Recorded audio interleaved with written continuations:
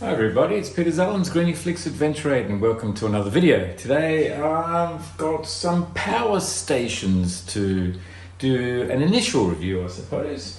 And it's the iTechworld Power Station, great for four-wheel drive, camping, adventure travel, whatever, in your car, and a good power source also potentially as a domestic backup unit should you have a power failure. Anyway, let's have a look at these two units.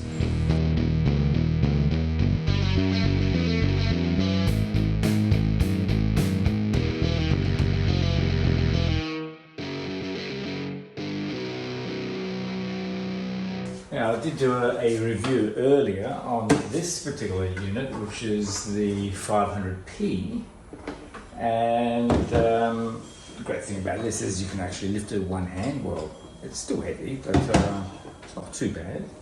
So the actual weight of the 500P, I can tell you, is 8 kilograms.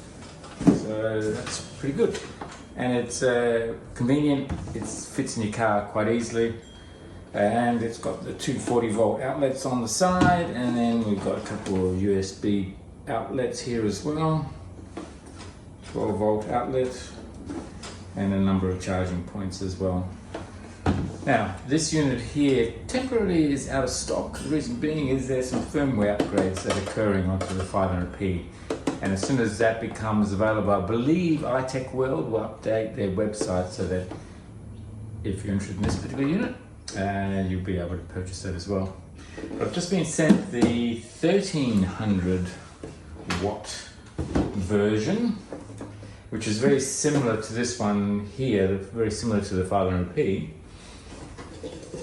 It's a bigger unit, and you can see that all the connections are here on one side, whereas the 500P has got the 240 volt outlet here on the back, and then the other connections with the display on the front. So that's one of the big differences. There is a fair bit of difference in weight as well. That's capacity is 500 watts, and the capacity of this is 1,300 watts. As far as peak load is concerned, that's 2,000 watts. Peak load here is about 1,000 watts. So you can see there's double the capacity. And the weight, yeah, so this was 8 kilograms. This is 17 kilograms, twice the weight of that. So you need two handles to lift that one up. So hence the larger capacity. One big difference between these two units here is that this one won't run a domestic fridge in your house. If you have a fairly large fridge, you won't run it. It runs, obviously, the fridges that are for, portable fridges for your camper and for your boat, whatever.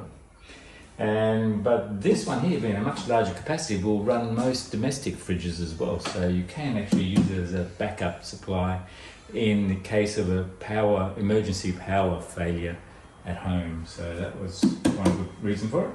But obviously it's got a huge capacity for camping. So I plan to use this in my Hilux camper, the Alucab Canopy camper. And so that's probably its main purpose, as well as my domestic backup unit. I did have a portable generator, an inexpensive one. That's probably another lesson, I suppose. And I hadn't used it for 3 years, and then when I wanted to use it again, needless to say, it didn't work because everything had rusted out. Which also sort of highlighted the fact that by having a battery power supply as opposed to a petrol-driven portable generator, less moving parts, more reliable, so that when you need the power, you can have it. So that was another reason for getting this one. I'll have some stats in a little display here in the video as well, so you can see the difference between the two units.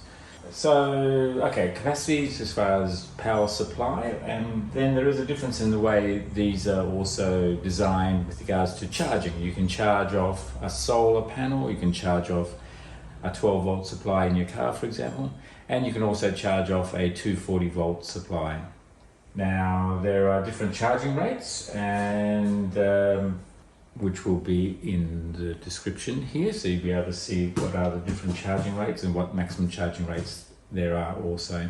I'll put both these batteries in the car and we'll connect some solar panels. I've got a fixed 100 watt solar panel on the roof of the Hilux, and I've also got the iTechworld portable fold out 200 watt blanket as well, so we'll see how the two perform under charging conditions. Let's have a look. My 200 watt solar blanket from iTechworld is generating, well, it's showing about 135 watts right now coming in out of the 200 watt solar blanket. The sun position right now is fairly high, so I guess that's what you would expect. And if I was to plug in my 100 watts, so I've got my solar blanket up here right now, and I've also got a 100 watt solar panel, fixed panel on the car.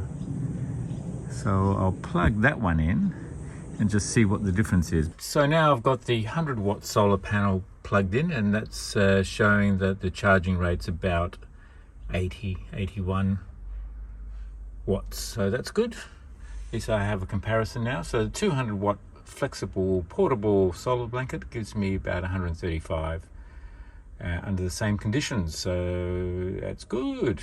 It's worth charging with the largest solar blanket, obviously.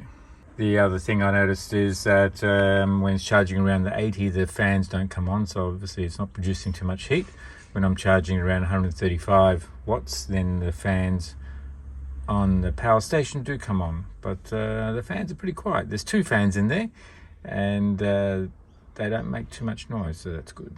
Yeah, so depending on the position of the sun and the intensity, the input charging rate will vary, but it's up to 145 watts right now. I suppose in ideal conditions it might get up to 150, 160 or thereabouts. The fan always cuts in once the power in or out, I think, reaches 100 watts. So the 240 volt charger that comes with the unit has a maximum capacity of 180 watts that's output from the charger. So in reality, what you're getting is around 163, 164, 165 watts charging rate from 240 volts. So which is a little bit higher than the 200 watt solar blanket. And charging from your auxiliary battery or from your main battery from your car, we've got a charging rate of, what do we got? We've got a charging rate of 80 watts. So which is about half that of charging from 240 volts. And yeah, and quite a bit down also from the solar panel. But at least you can be driving and charging at the same time. So you can have 12 volts going in, or you can have power going into your unit, whether it be the 500P or the 1300 here.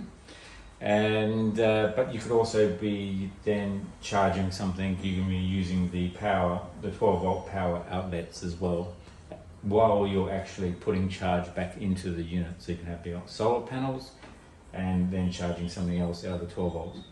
If you're using the 240 volt outlets, then you can only use those purely as a 240 volt outlet. You can't be charging at the same time. Just something to be aware of. And that's true for both units. Well, I hope this video has been useful. It's just an initial intro of the larger unit, the 1300 power station, iTechworld power station. And I'll probably do some more reviews in the future. Now, iTechworld, I'm an affiliate of iTechworld, and the great thing about that, it means that I get issued with a discount code which you can use. It's called Adventure 8 discount.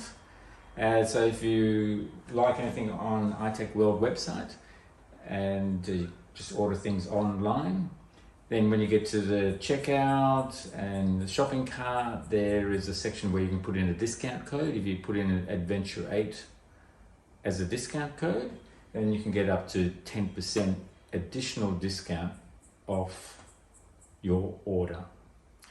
I say up to because depending on some specials that are run from time to time by iTechworld that extra discount, the Adventure 8 discount, may be a little bit less.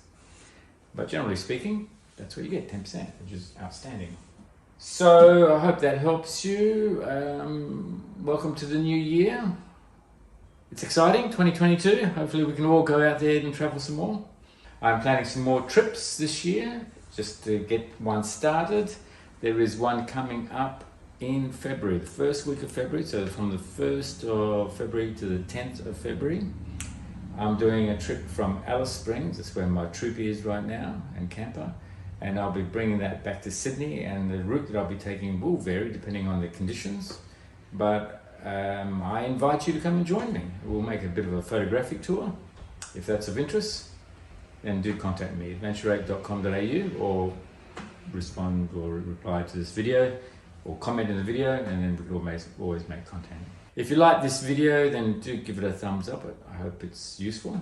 If it's the first time to my channel, then please do subscribe. Press subscribe, press notifications, you'll be notified when the next video is out. Thanks for watching, and we'll see you on the next video. Cheers, bye.